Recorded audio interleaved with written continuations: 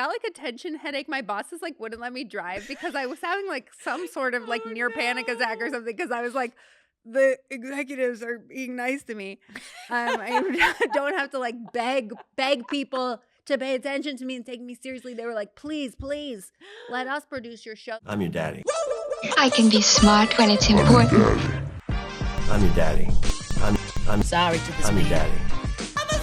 Welcome to Daddy Dailies, a podcast hosted by Not Your Daddy's Films. On a film set, dailies are sent out after a shoot day so you can see the work in progress. Daddy Dailies are conversations that go behind the scenes so you can see what work went into the process and be better armed to succeed in the industry. Daddy Dailies, hosted by Not Your Daddy's Films. Welcome back to Daddy Dailies. I'm your host, Vika Stubblebine, and one of the co-founders of Not Your Daddy's Films. I am here with Julia. Oh my God, do you use Meltzer? Or Yeah, Meltzer. Okay, yeah. not your. Well, you know, on the school WhatsApp and everything, I use Hal. But yes, Julia Meltzer, professionally. Julia Meltzer. Sorry. Julia's married, so I need to double check. Julia Meltzer, her multi-cam spec script, Yours, Mine, and Paul's, still one of my favorite concepts, like, ever. Sold to 20th Century Fox Television Studios in a competitive situation and later to ABC with Sarah Hyland attached to star. Her second pilot, Married with Friends, sold in the room to CBS, and she has since written for Amazon, Audible, Broadway Video, and various commercial campaigns. She currently has original TV comedy projects in development with Miramax, Shoot to Midnight, which is Leslie Headland's company, and Loudmouth, Idina Menzel. Or as I like to think of her, Alphaba, as well as an original female-driven R-rated comedy feature in development with Feed Co. She is also an intuitive writing teacher, coach, and cheerleader who is passionate about helping her clients find ease, joy, and fulfillment in their unique creative processes.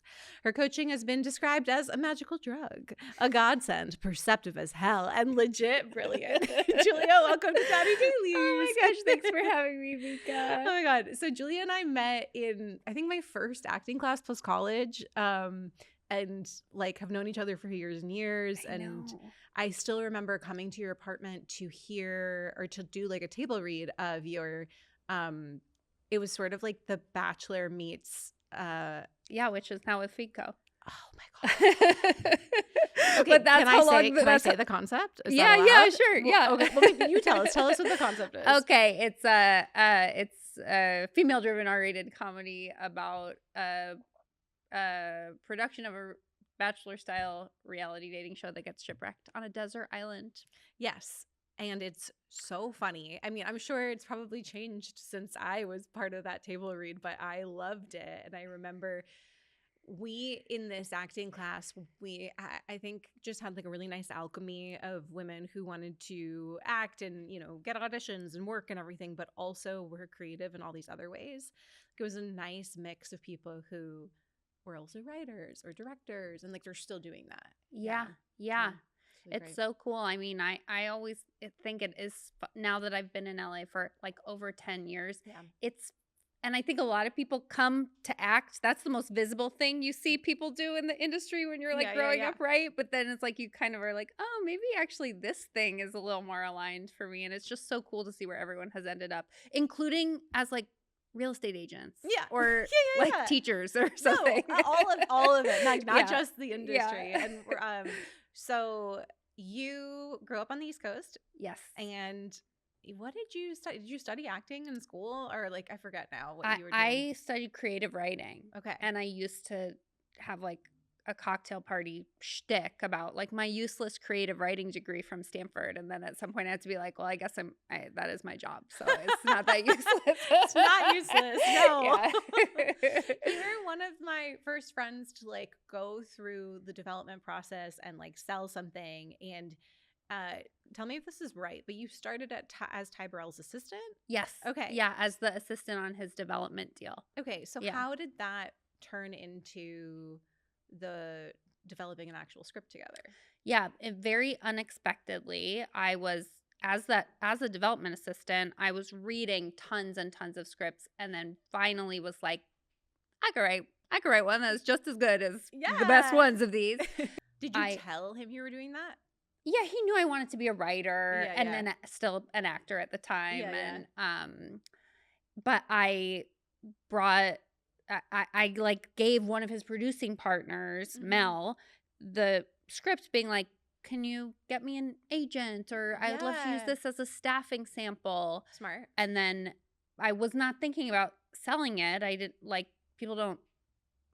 I was not aware of anyone in my immediate circle who had sold a spec pilot. Yeah. So that was not on my radar. But then the Ty and his producing partners were like, yeah, we want to produce this. And it was kind of off to the races. It was That's incredible. Yeah, it were was you just like squealing. I like no. I was so disoriented. Like I'm sorry, I was trying to like get staffed on a show. I don't know what's happening. Yeah, and we went. They had left their deal by the time we were selling they had it. A deal with 20th. Okay, and just for anyone listening who doesn't know, Ty Burrell has this development company that you were working at, but also was one of the leads on Modern Family. So a lot of people know him from that. Yes, yeah. So we were like we all of a sudden were meeting with studios and talking to Ty's agents and all these people I had been like on the phone with as an assistant.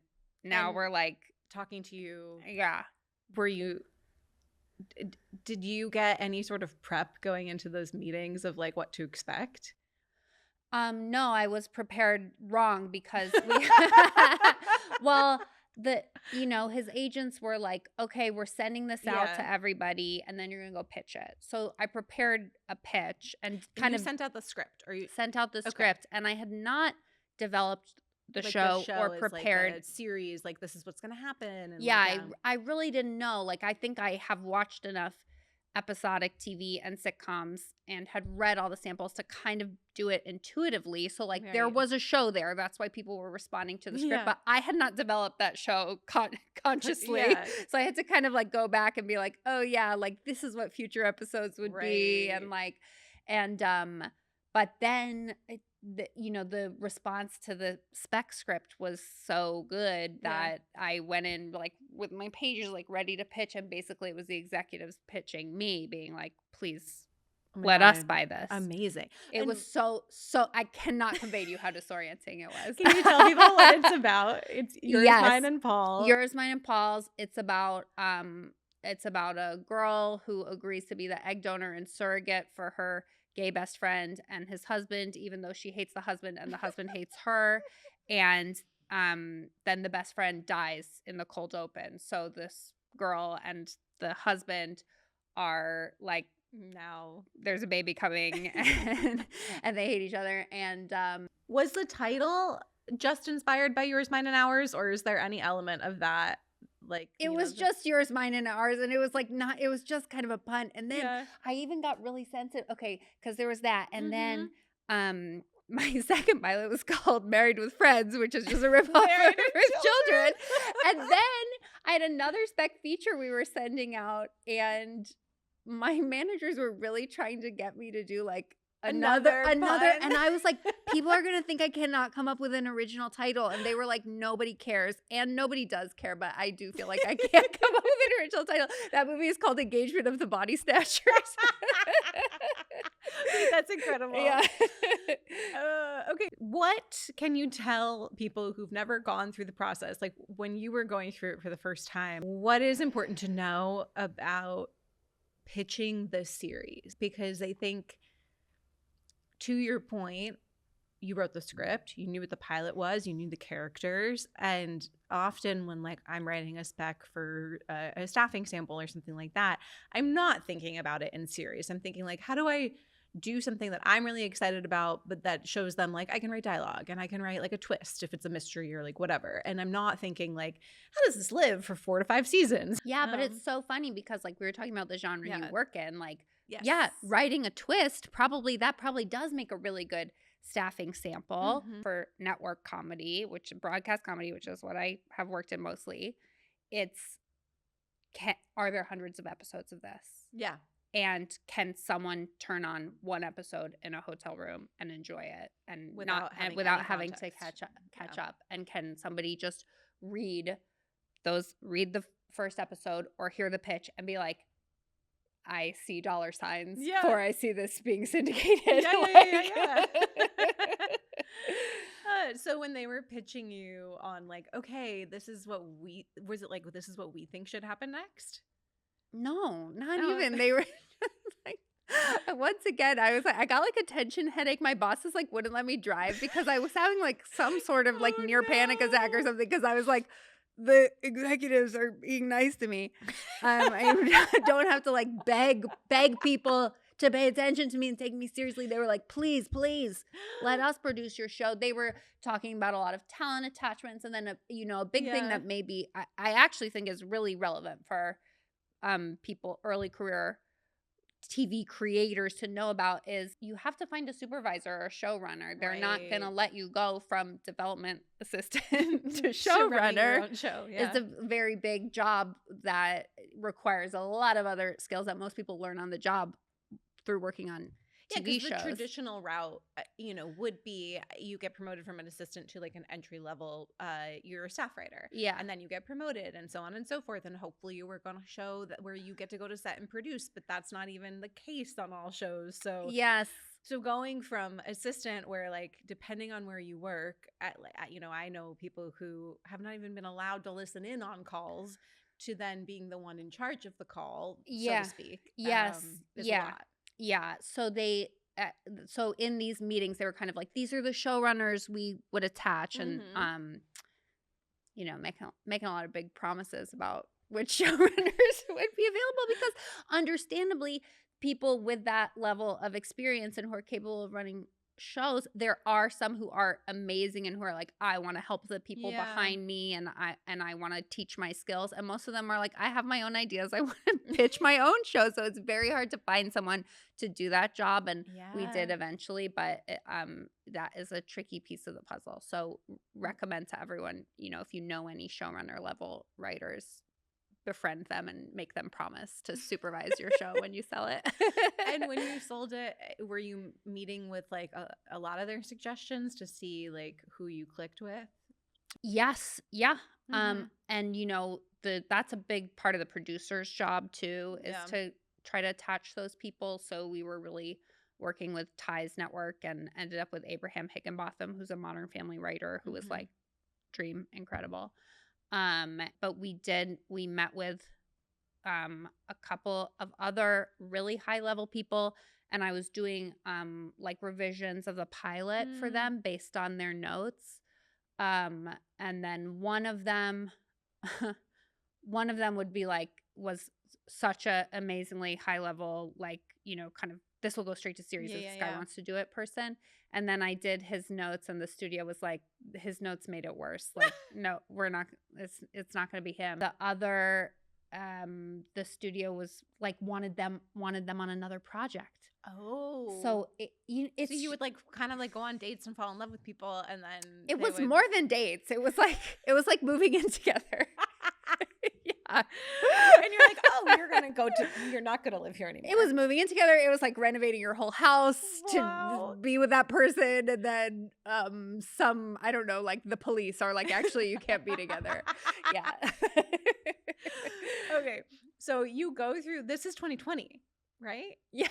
Yeah. Okay. That was other just craziness. Right. And by the way, I kept my development assistant job the whole time. Yeah. Because it was like, once this goes, then everything will change. And it was, Ty is the best boss. Yeah. And I was not, and I was still like meeting amazing people. And because the pilot was written, there wasn't like much to do until until we I'm kind of not remembering in what order it was, like network attachment, talent attachments, and then at some point it was like pandemic shutdown, and we had these amazing talent attachments, and it seemed like they were like would have shot the pilot, but nothing was shooting, so they ordered a second episode script from me. Oh, interesting. So then with Abraham, I wrote the second episode, which was also a crazy experience, completely different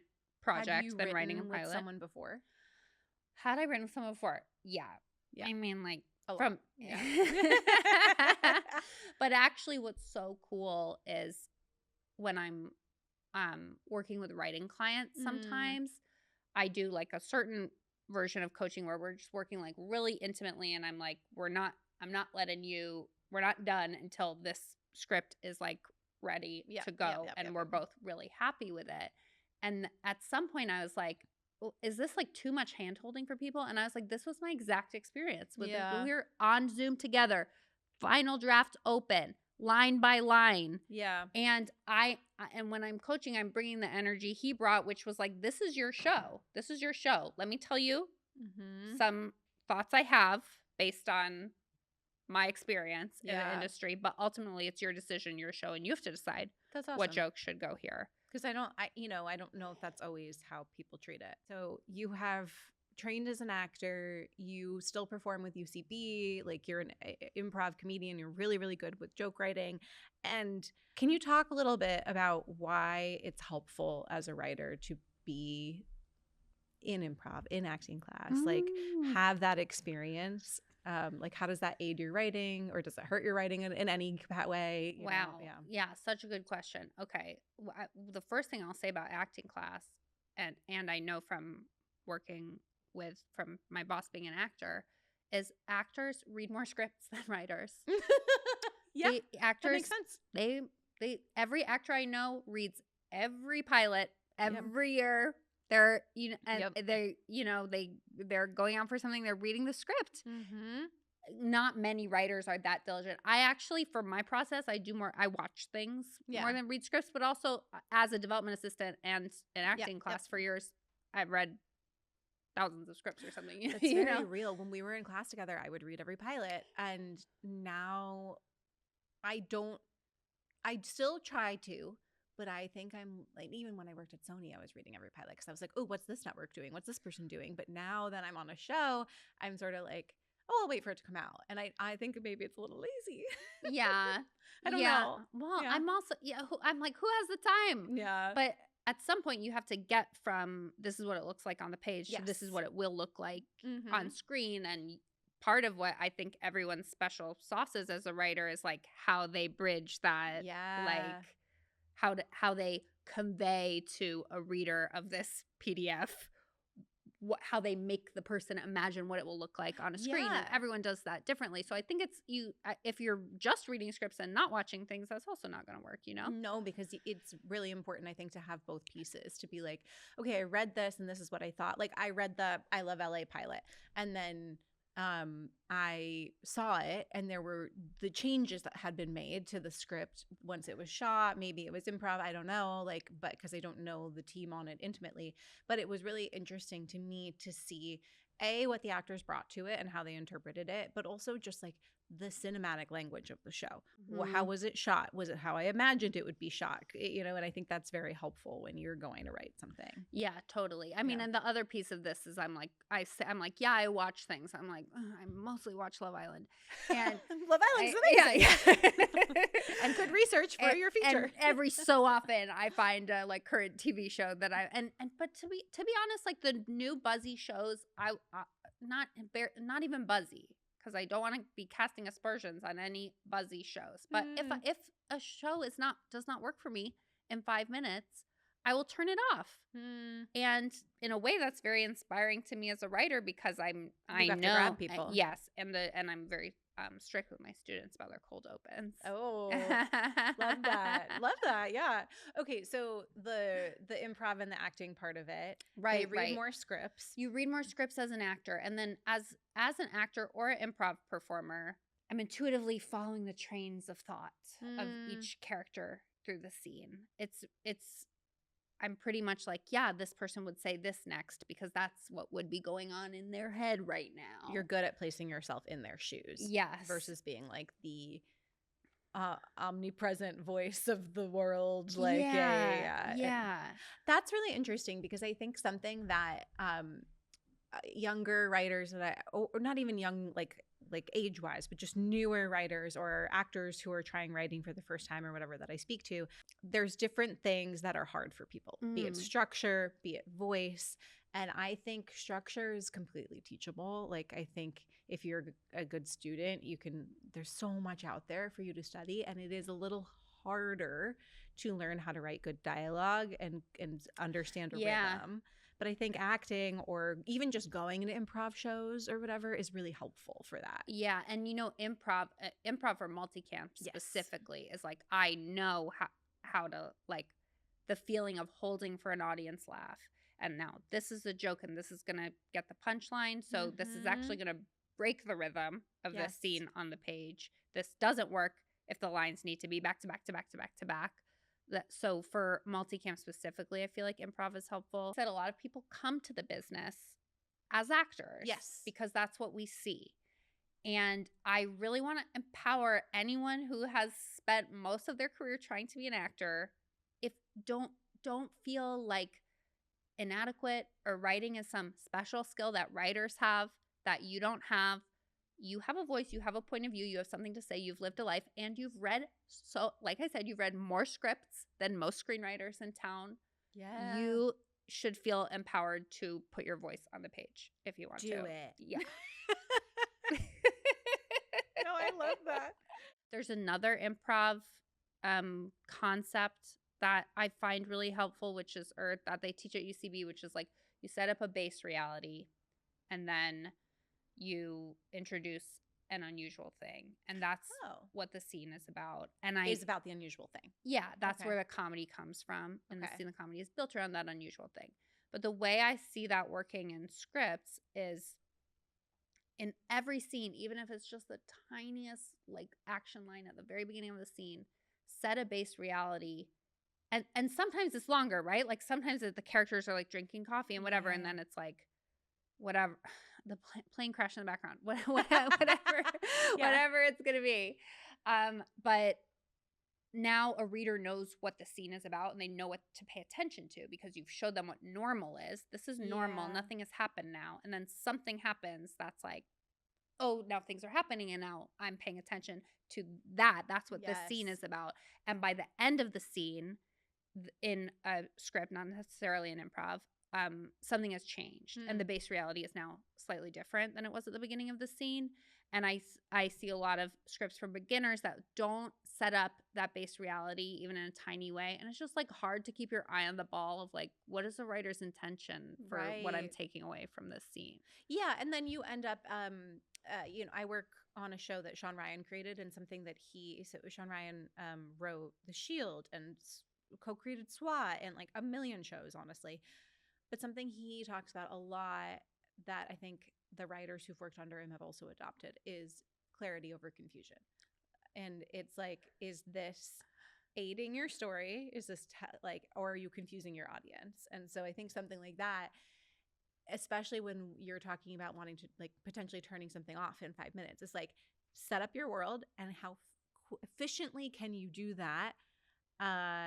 And how interesting is it to the viewer before you disrupt it? And that can be really quick, or if it's drama, maybe it's a little longer. Like it really depends on like the tone of what you're doing. And it's okay if you want people to be confused, but they need to know that they're supposed to be confused. Yes. You can tell them that as long as they know, okay, I'm not actually supposed to fully understand what's going on here, people will go along for the ride, readers. I feel like I mostly am considering, as a development person, I'm mostly considering like what is a reader gonna think, not quite what is a viewer gonna think, but sometimes I say like reader viewer. Well, Pluribus on Apple is out now. It's a new Vince Gilligan show and it's got a big mystery to it. Like and I was watching the pilot and I was very invested.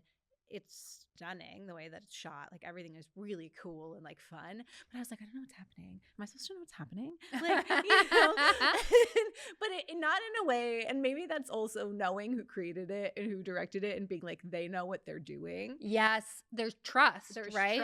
There's trust. And I feel like especially when a reader is reading something from a new writer, unknown writer, you can lose trust instantly.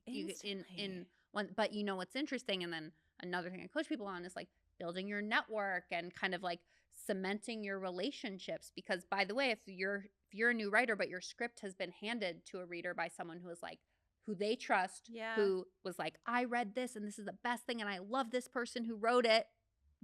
They're not going to lose trust in you so fast. Yes. They're going to give you a little more credit. So how do you build your network? How does somebody who's listening to this is like, yeah, I would love to have that, but like, how do I do that? Oh my gosh, this is great. from going to school here, I bet you had like relationships and actual friends. Yes. Right? Yes. And I bet it was enjoyable. I don't know why that made me laugh. Well, like, no, I think some people are like networking, like it's a drag or. Yeah, no, I love making friends. It's maybe the biggest joy of my life. And so hence co-founding this company, I'm like, oh, I get to meet more interesting creative people. Yes. Like, sign me up. Yeah. So and that is your energy that you are bringing to building your network. Yeah. And it's similar to what I did. Mine. But, you know, it has to be enjoyable for you.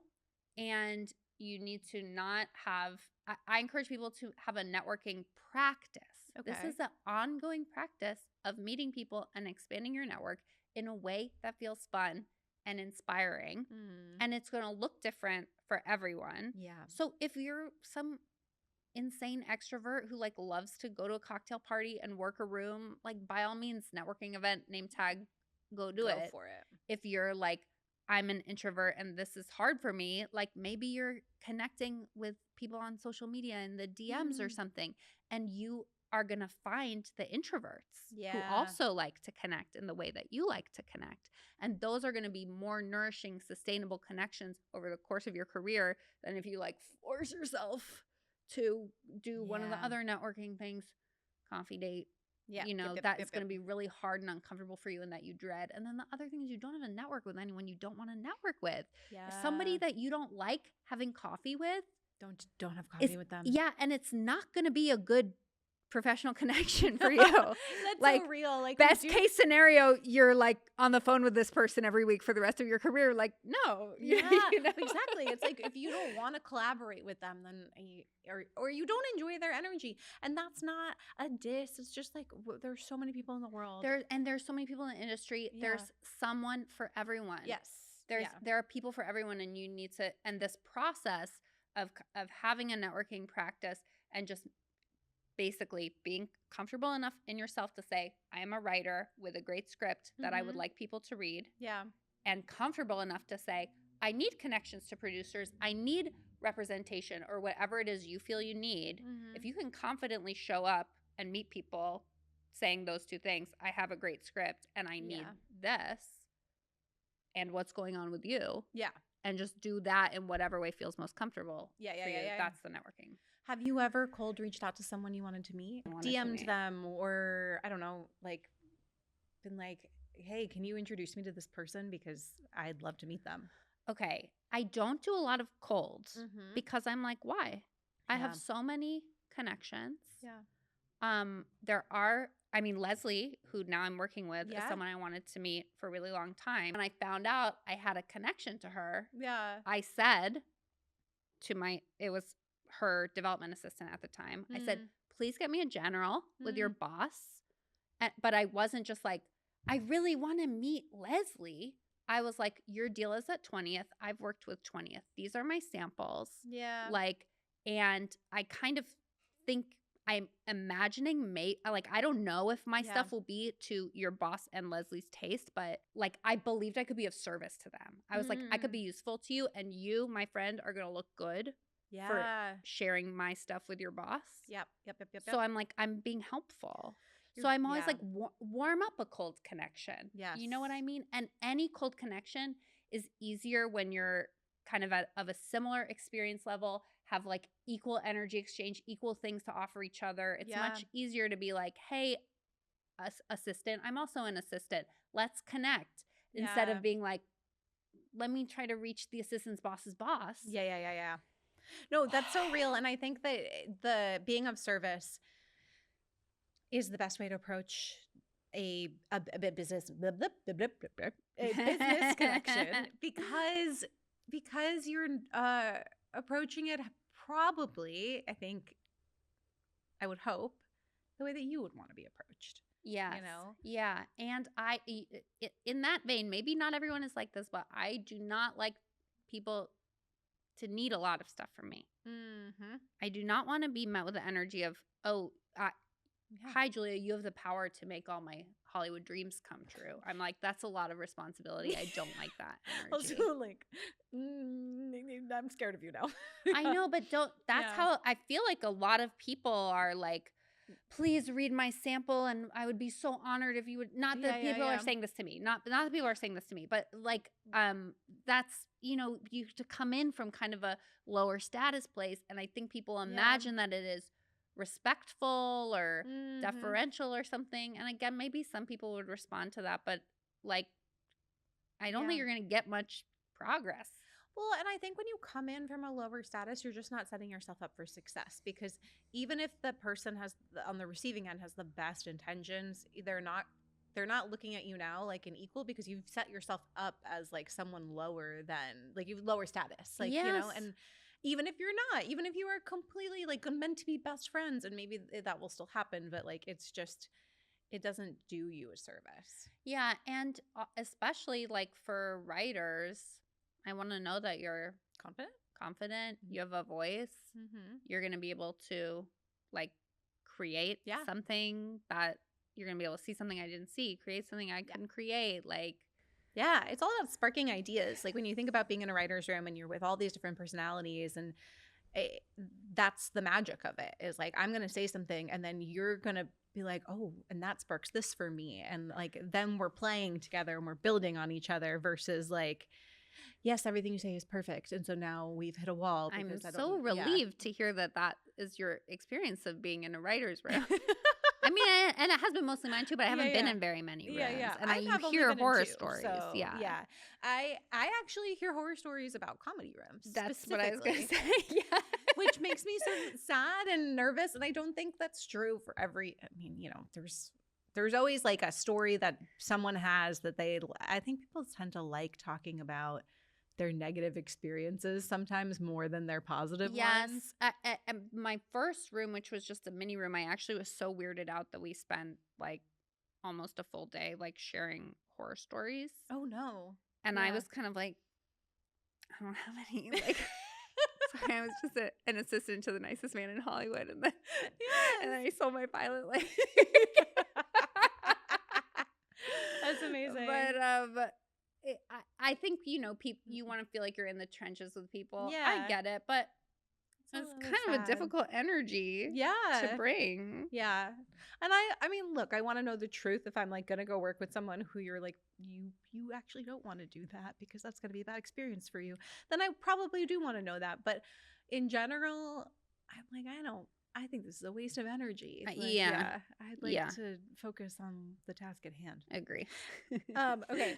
You coach writing. Yeah. Before we started recording, you were telling me that you did this retreat in Portugal with another writer-director that we both know, Eileen Alvarez, and you work with writers one-on-one. Do you also do group? Yeah. Okay. Yes, I'm doing group right now. It might be too late by the time this gets out for people to join, but I have started doing, I'm calling it momentum group, because I am a little bit allergic to accountability. Sure.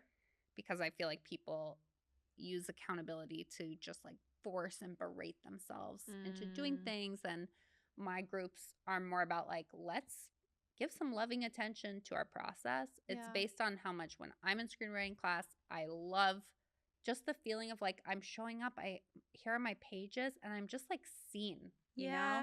Like I did it and I'm seen by a group. It's so, especially if you're a newer writer, it's really helpful to be in a group talking about, this is the writing I got done this week. All these people know you as a writer now. You can claim that identity and like embrace it. Yeah. So that is, it's like screenwriting class without the class.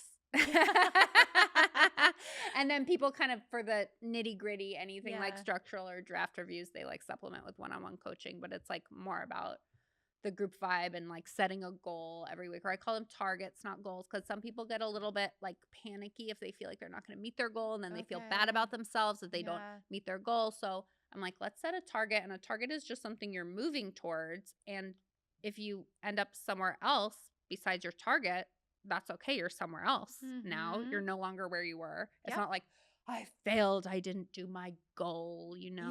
So we do weekly targets. Okay, I wrote down something you said because I wanted to Oh, get it you're right. quote me to me. I am. Because I think what you're saying is very much in line with it. Okay, so you should all follow Julia on TikTok, but you said that you always start your videos with like, "Hi, I'm Julia, I'm a screenwriter," and like, "Here are my credits," because that like does well with the algorithm. Yeah. But what you want to say is, "Hi, I'm a screenwriter. I have a sustainable, reliable writing practice, and I have a clear vision for what I think is good in TV, and I enjoy the rest of my life." And also, like, you spoke about how getting everything that you wanted or thought you wanted didn't necessarily make you happy.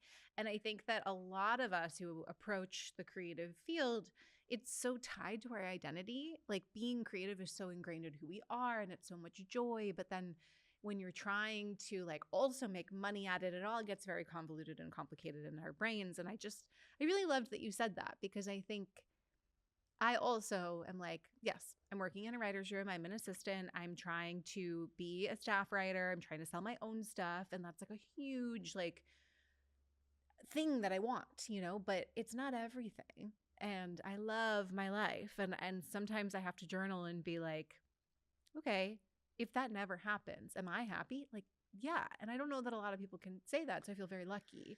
Yeah. Anyway, I'm now monologuing at you, but I just thought that was a good transition. Thank you. I'm like, what even do I have to add? Like, just read it again. Oh, this is what I have to add.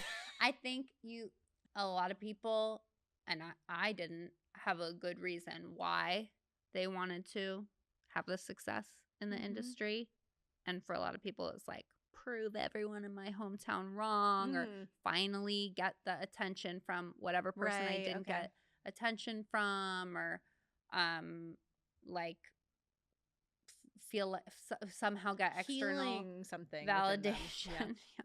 Healing not even healing their inner child, just appeasing their inner child. And I really do not think that this business is a good place to look for healing or validation, or there's just like a lot of other forms that would be better for that.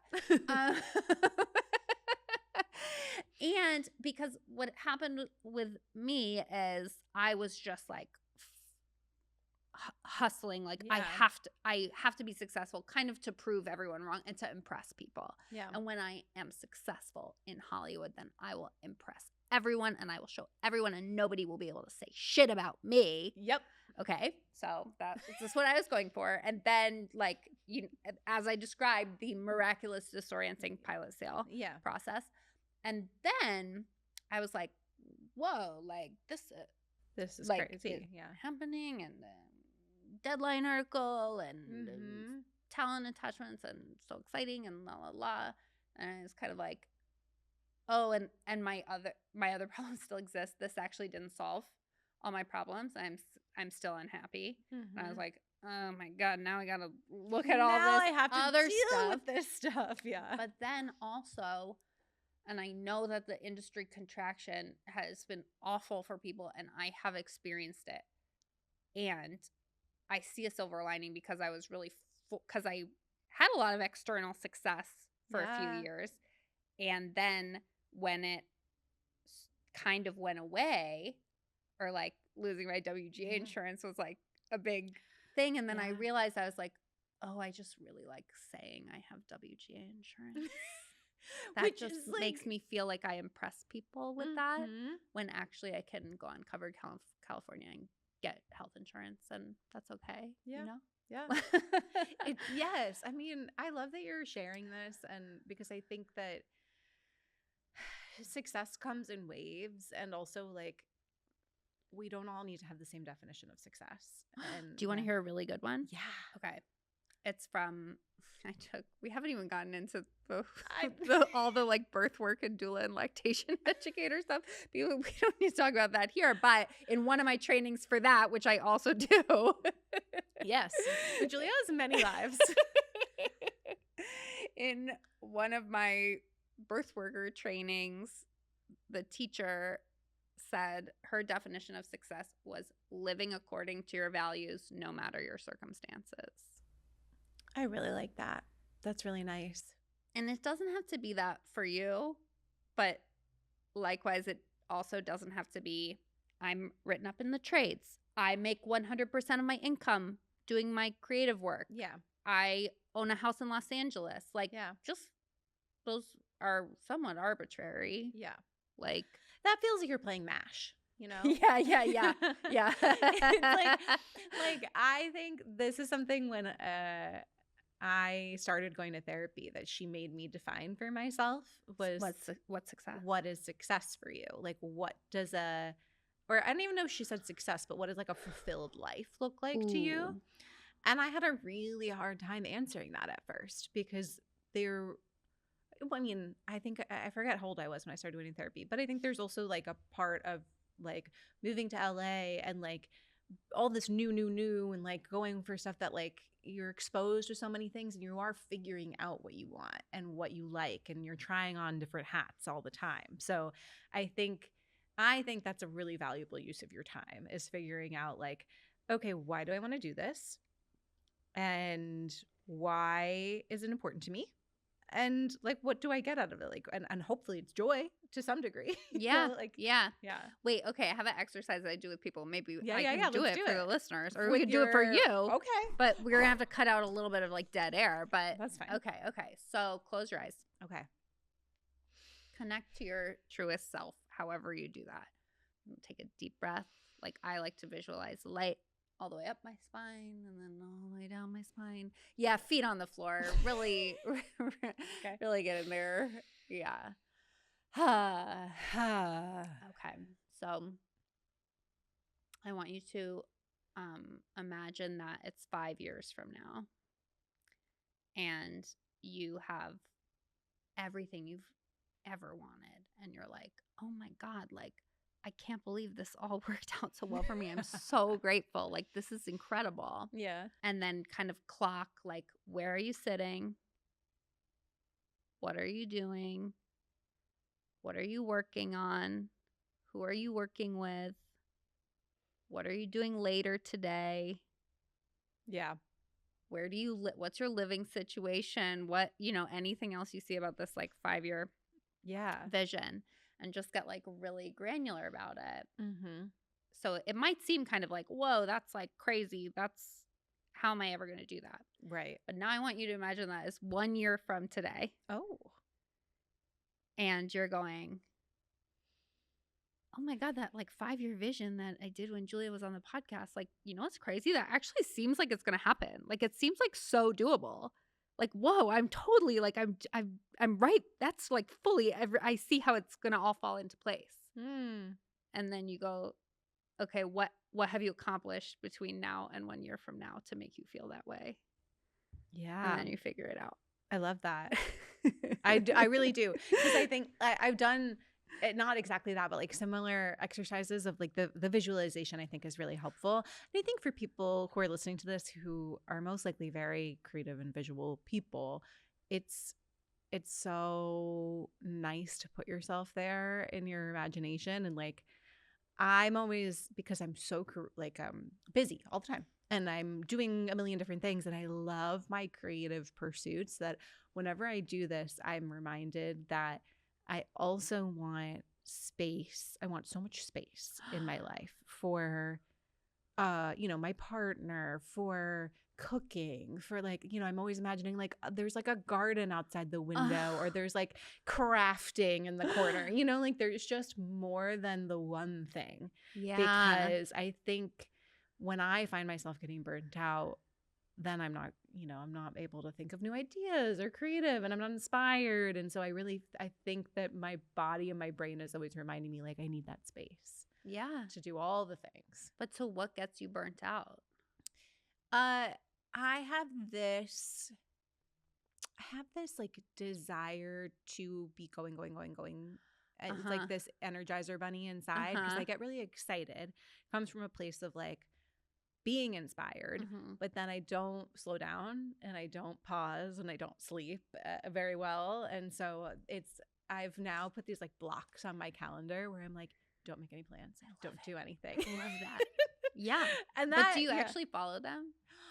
I would say like 75% of the time. Oh, that's good. I started with like no, Yeah. and then it became Me too. Yeah. And I think I'm starting to follow them a little bit more. Yeah. Or I'll put something on my blocked off time and I'll be like, you're gonna regret this, but Yep. you're doing it anyway. Yep. Yeah. I at least know that. At least you're like aware. No, 100%. Took one of our listener questions because I think it was a good one. And something that you and I talked about before recording today was like, we could get into a little bit of like common advice for screenwriters and like why maybe it's not the best. Mm-hmm. But let's start here. Hi, Julia. When you are an unknown writer, how can you set yourself up for success with managers and agents? I don't know how to stand out or get someone to read my script. Okay.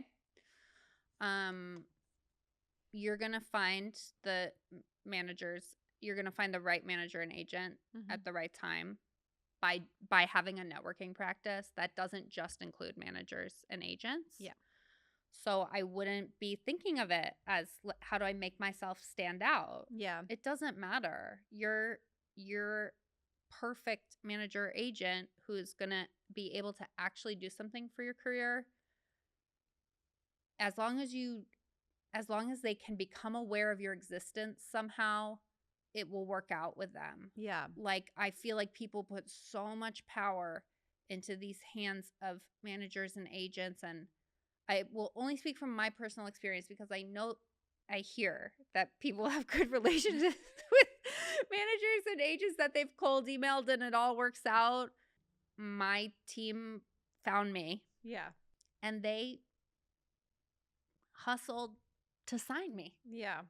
And so I trust that they are bringing that same hustle to sell me. Yeah. Now, how you're going to get a manager or agent to read your script is somebody they trust is going to be like, you have to read the script. Yeah. That's how you're going to get an effective manager or agent to read your script. So I see people put way too much energy into managers and agents and not enough into producers, other writers, junior executives, assistants who are going to become like the people bosses, who buy and write checks to produce things. Yeah. Like, think of your network more expansively. Yes. And I think like this needs to happen not right this second. Like there's stuff that you can be doing for your successful, fulfilled life that is not like, oh, I sign with a manager today, because also you might sign with someone freaking fantastic who gets you a sale immediately, but most of the time once you sign with someone, like, that's just a new relationship in your life, and it's gotta be, it takes time and energy. And I should say I totally hear, and I don't know if the question asker had this. The question didn't super seem to have this energy, but I really had this energy which was like, let me get an agent and a manager, and then I will be real. Yeah. Then I will be a real person. And it's like, no. Yep. Because like those things, it does feel, especially coming, I can only speak from my experience, which was like primarily acting first and then switching into, like, similarly to you, although you studied creative writing, I felt like, well, I'm never going to get an audition if I don't have a good agent or a manager. I'm never going to get this thing. But what I learned from living out here and actually doing it is that I got most of my jobs myself from people that I met, like, who were like, oh, like, you're funny. Like, I'm working as an assistant in this casting office. Like, they'd give me a shot. And that was how I ended up getting work. And I think, you know, through Not Your Daddies, there have been filmmakers who have made short films, and then they don't have reps, but a producer's like, let's develop the feature version. And then they get reps after that, and then those reps have something to sell them with. Yeah. Totally. It's really intricate. Like, the way you are going to, find the right person is just to know that you have a great script, probably two, and are working on a third. Yeah. Yep. And have like a bunch more ideas. Yes. Okay. And then you just walk around your life with that energy. Yep. Yeah, you can tell people, this is what I'm working on. And it doesn't have to be, I think. And someone will be like, oh, my boyfriend's roommate is a manager. Yeah. And you'll be like, oh, that's interesting. Like, where does he work? Like, who are his clients? What's he interested in? I would love to meet him. I'm a screenwriter. Yeah. And when you can have that like confident energy of same thing, maybe I can be helpful to him. Mm-hmm. Maybe he's going to get to take 10% of my money that I'm about to make with or without him. Yup. That is the energy. That's the energy. Well, yeah, because I think that people get nervous that it comes across as like, oh, like, you know, slimy or something. But if you're not approaching it in the gross way, if you're coming in from a place of service, I think that makes a huge difference. What is some like advice that you've heard for screenwriters that you just don't agree with? Okay, write every day is my worst one. That makes me so angry, actually. Why?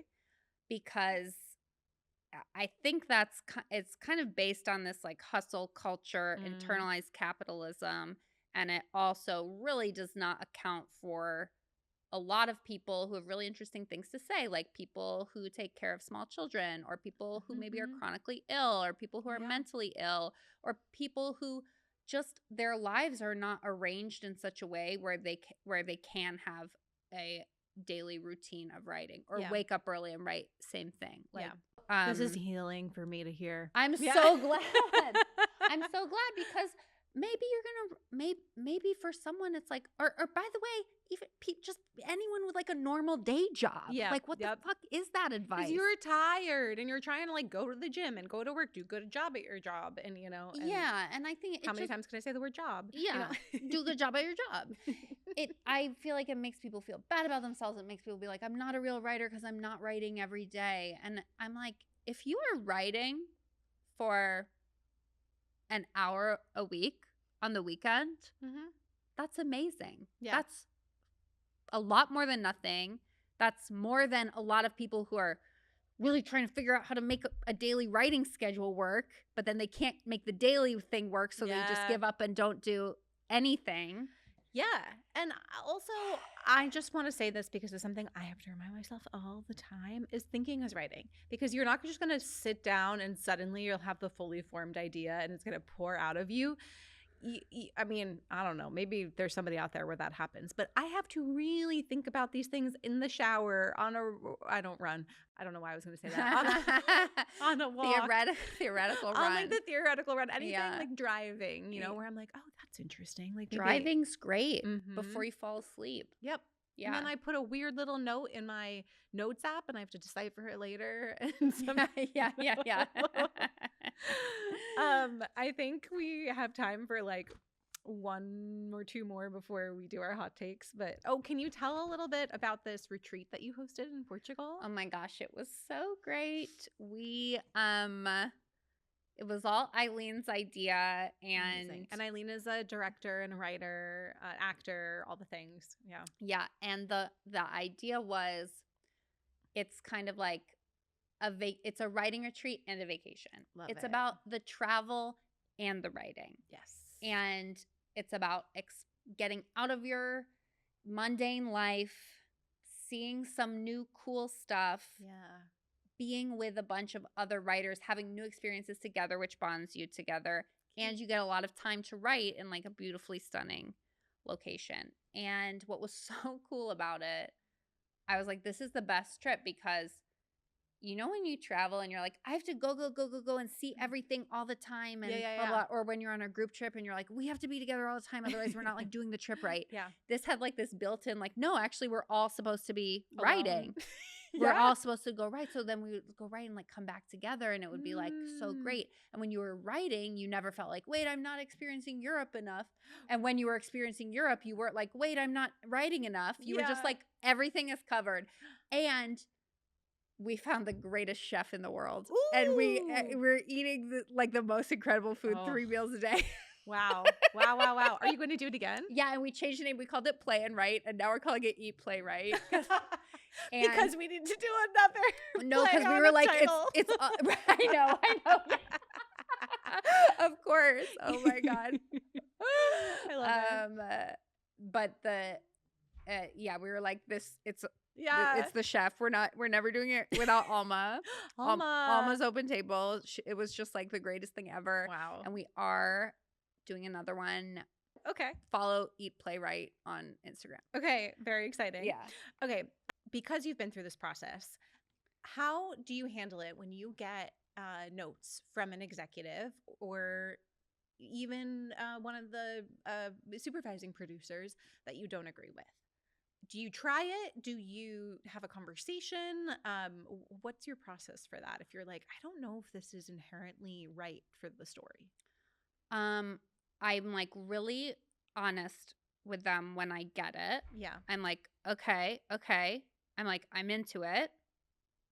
Because I am into it because they're a smart person because I've chosen to work with them. Yeah. So I like their notes, right? Mm-hmm. If there's one that I'm like, it seems like they're seeing something I'm not seeing. Right. I listen. I might ask some more questions about it. Because usually it's coming from somewhere. So even if you don't like the note, it's like, what's the, as people like to say, the note behind the note, you know? Yeah. And in a way, like if you're getting a note that you really don't like that is revealing a fundamental misunderstanding of your project, that's helpful in a different way. there's a bigger problem here. Yes, that is something to be resolved weeks ago when you're whatever pitching and deciding to work together. Yep. Stuff. So hopefully like the notes are all like mostly make sense to you. And if there's one that doesn't quite make sense, I'm like, really try to understand it, ask more questions about it. And then mostly I end up liking it once I fully understand it. Cool.